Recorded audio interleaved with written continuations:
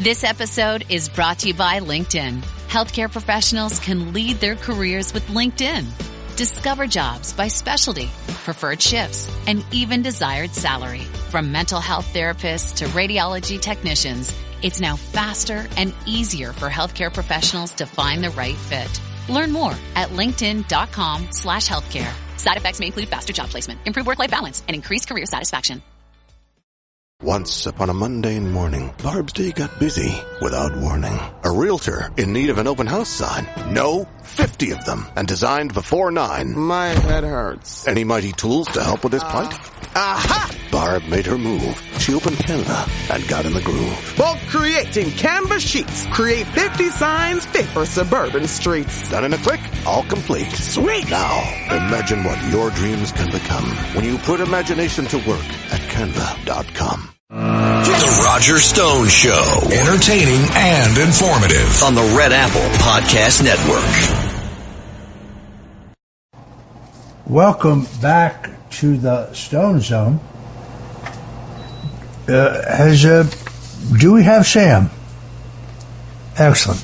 So, the country continues after this week, after Lettitia James was required to travel to Virginia to enter a defiant, not guilty plea, where I think she fomented violence, said, if you're coming after me, you have to come through all of us. But I'm not sure what that meant. There's a certain irony here, and that is that Lettitia James, the woman who bent the law and insisted that no one is above the law, is now being prosecuted for a crime that she herself has actually prosecuted a substantial number of New Yorkers for.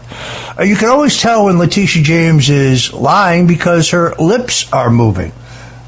Recall, just to set the table, she ran for Attorney General on a platform of I will get Donald Trump before she had identified any crime, and then she invented a crime because there is a state law against inflating your assets when you use them for collateral in getting a loan, but that doesn't take into consideration that the lender does their own due diligence and doesn't rely on your estimates. This was a non-crime.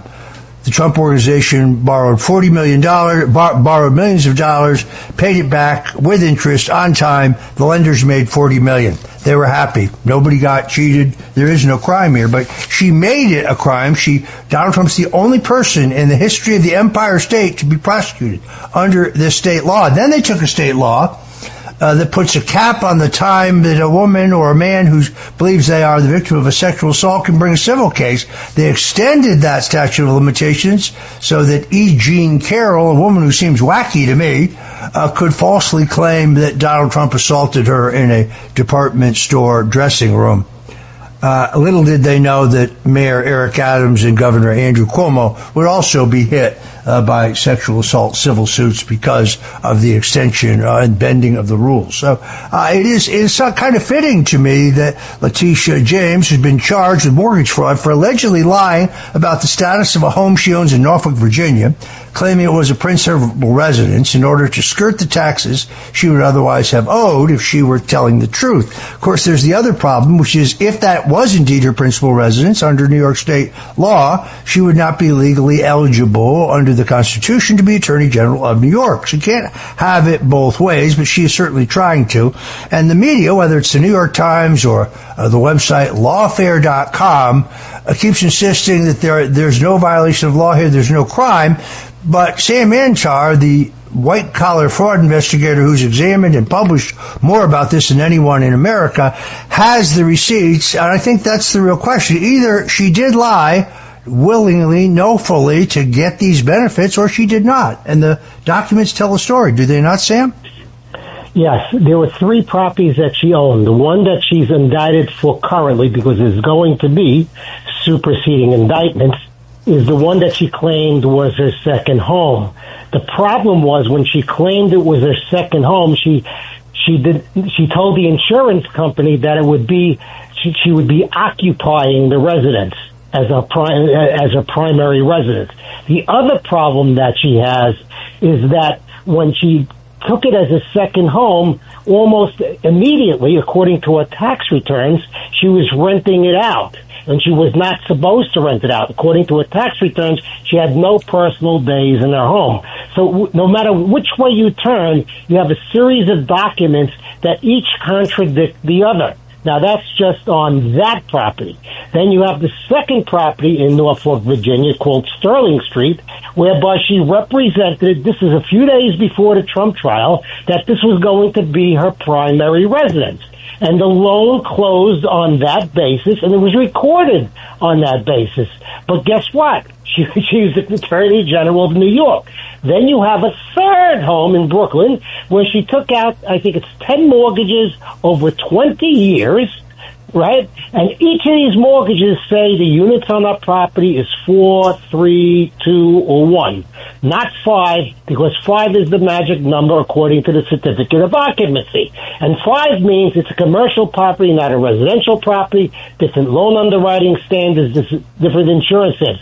Then you have a fourth property that probably they won't move on, is in 42 years ago, she bought a property, as Joe Gilbert pointed out, my colleague, she bought a property in Queens with her father, as father-daughter. But when she took out the mortgage, all of a sudden she married her dad. It was husband and wife. Yeah, so you're exactly right. I looked at this on your site. So on the mortgage application, she says that they're man and wife, but on the deed, she correctly records it as herself and her father. That was because she needed his balance sheet at her tender age to qualify for the mortgage. Clever these criminals. But you have here is a pattern of grift. Like the last couple of days I put out on Twitter, but I actually researched this much before I even looked into the mortgages, because that was the red flag that led me to look at the campaign expenditures. She spends $5,000+ on cab fare in Martha's Vineyard, which is a 9-mile wide island. What is she spending that kind of money on cab fare for? She's taking these expensive trips with her campaign money to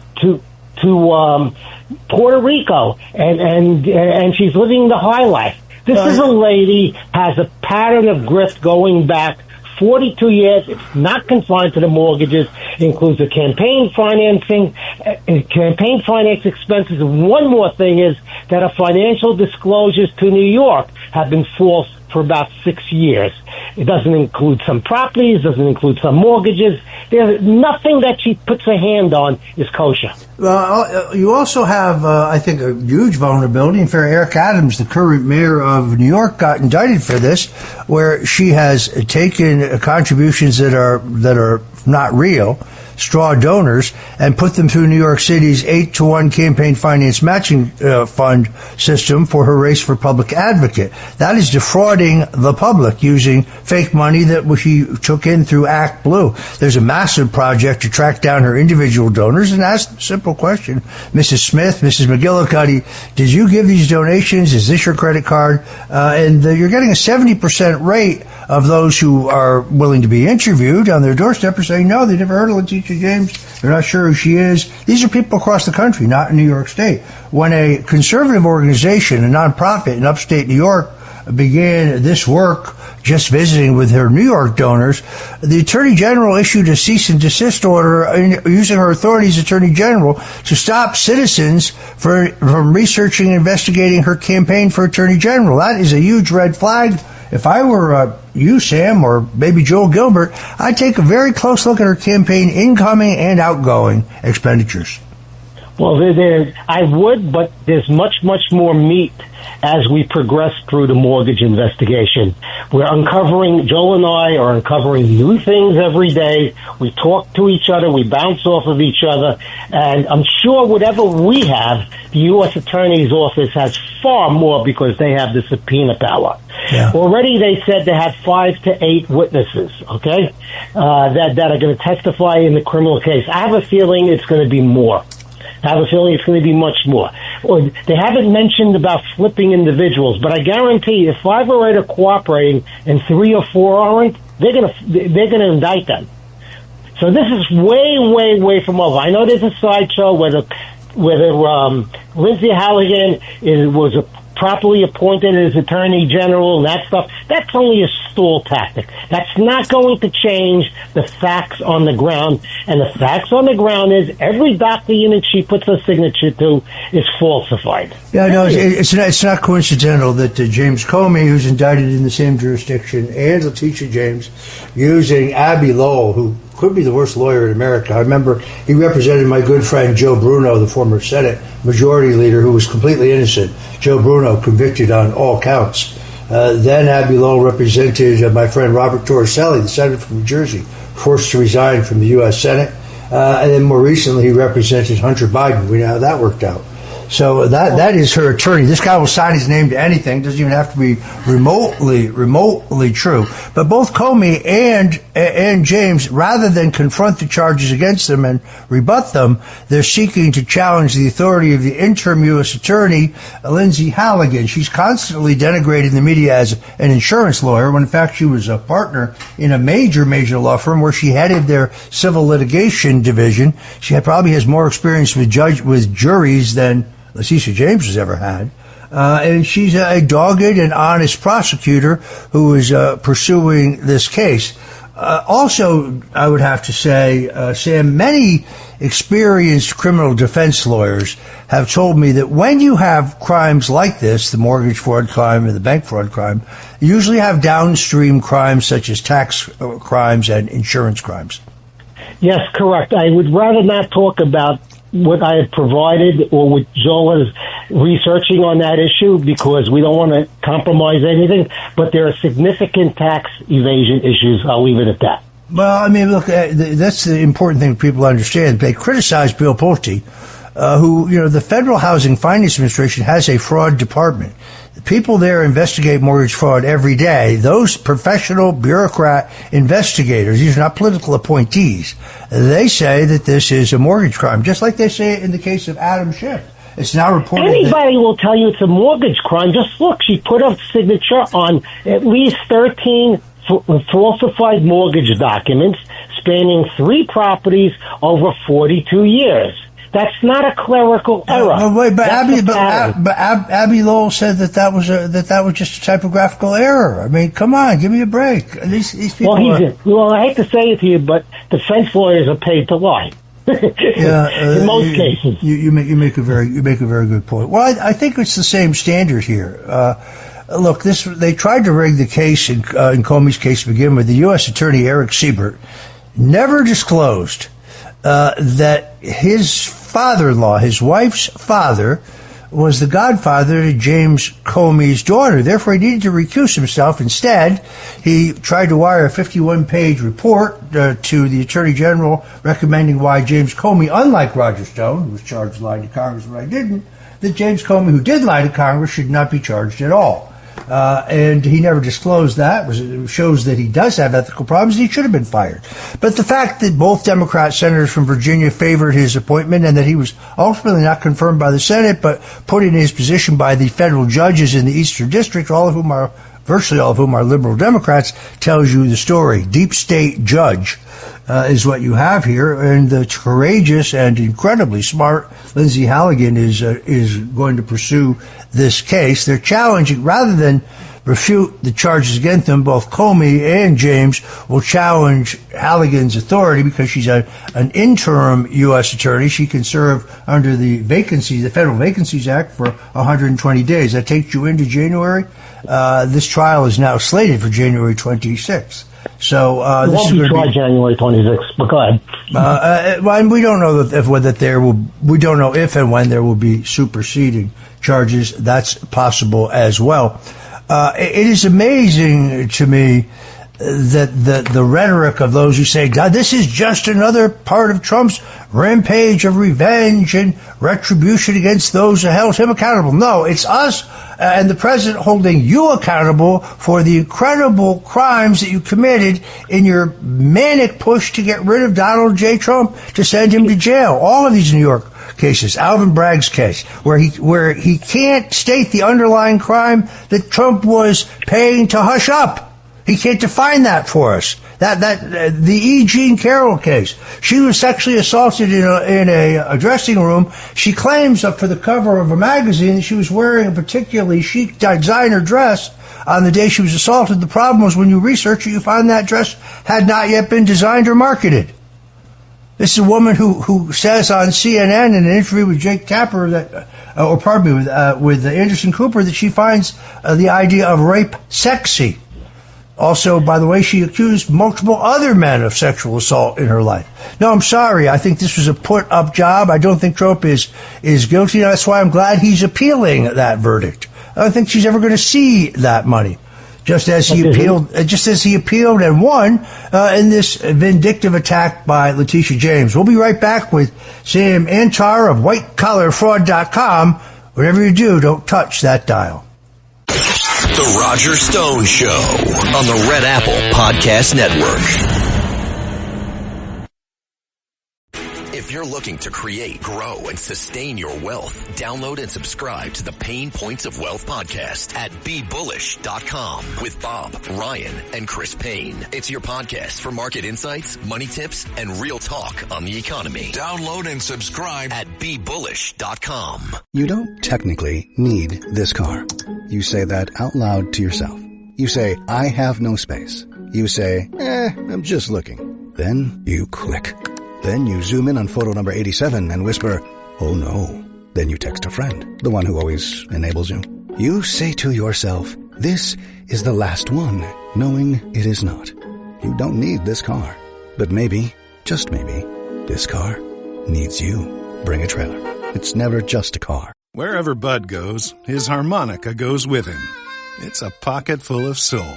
Now he's living with prostate cancer. He asked his doctor about Xtandi and enzalutamide. Xtandi 40 milligram tablets treats men with prostate cancer that has spread to other parts of the body and responds to a medical or surgical treatment to lower testosterone. Xtandi may cause serious side effects: seizure, a brain condition called PRESS, allergic reactions, heart disease that can lead to death, falls and bone fractures, swallowing problems, or choking that can lead to death. Stop Xtandi and get medical help at once if your face, tongue, lip, or throat start swelling. Tell your doctor at once if you faint, have a seizure, quickly worsening headache, decreased alertness, confusion, vision problems, chest pain or discomfort, or shortness of breath. Xtandi can cause harm to an unborn baby or miscarriage. Use birth control during and 3 months after Xtandi. Common side effects include muscle and joint pain, feeling unusually tired, hot flashes, constipation, less appetite, diarrhea, high blood pressure, bleeding, falls, fractures, and headache. Talk to your doctor and visit Xtandi.com.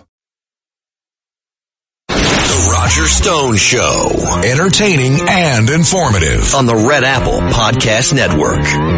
And we're back. We're talking to Sam Antar, editor and publisher of WhiteCollarFraud.com, one of the first investigative reporters to pick up on the 43-year crime spree by New York Attorney General Lettitia James. I suspect that at this point, if I were an investigative reporter, I'd not only be looking at her donors, I'd be looking at her campaign spending, I'd also be looking at the state payroll and see whether there were any famous no-show jobs supplied by the political system in New York State. We've had a problem with this issue in the past. Those should all be examined. But the idea that Lettitia James is the target of retribution because she held Trump to justice is people think that we have amnesia. That if we're tough and hold them to account now, that they'll really come after us later. No, they already tried to destroy us. They tried to destroy Donald Trump, keep him off the ballot, take every penny he had, and so on. So anyway, Sam, you want to talk about these emails? Yes. What happened was there's a report out of CNN that the person that was prosecuted after Siebert left the office was fired by the office. Her name is Beth Usey. Okay, she was also dismissed after she wrote a memo saying that the case should not be prosecuted.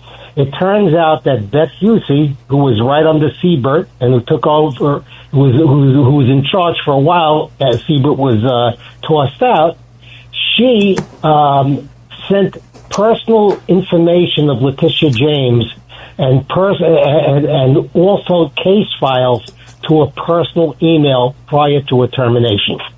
So in other words... To put this in some context, in an effort to tank this case, a story was given to NBC that said career prosecutors in the office under Lindsay Halligan believe that the case does not have merit and that this woman, Yussi, had made that recommendation. This was prior to Yussi telling her boss of this.